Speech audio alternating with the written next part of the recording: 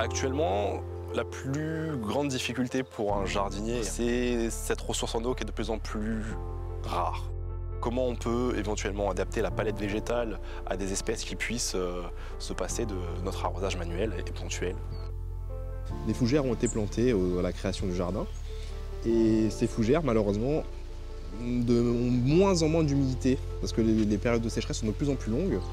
Et on a toujours été obligé de les brumiser un petit peu, matin et soir, pour recréer un petit peu cette brume qui est dans leur pays d'origine. On a pris la décision au fur et à mesure des années de diminuer ce temps d'arrosage, car la gestion en eau, cette ressource d'eau est de plus en plus rare de nos jours. Ces fougères, malheureusement, vont potentiellement disparaître si elles n'arrivent pas à s'adapter du tout. Il faut changer ses habitudes, on va dire, de jardinage et ne plus assister systématiquement les végétaux en souffrance qui ne sont pas du tout adaptés à nos régions et de plus en plus s'orienter sur des végétaux de climat méditerranéen, voire même qui poussent naturellement de maquis pour créer nos jardins.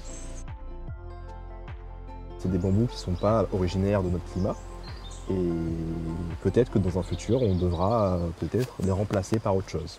Donc là, on attend, voir la réponse qu'ils vont avoir aux premières pluies. Et on ne va pas du tout les assister, même si malheureusement, on peut éventuellement perdre ce bosquet de bambou.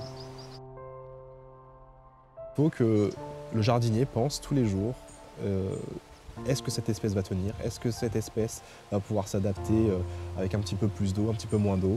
C'est très important de pouvoir créer des jardins avec des espèces qui n'aient pas besoin d'eau et qu'on puisse économiser cette ressource qui est de plus en plus importante chez nous.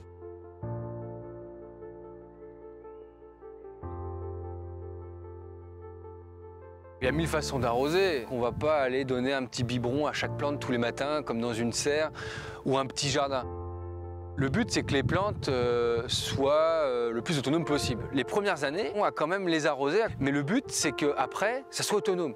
Donc en fait, ça, c'est la gestion un peu générale.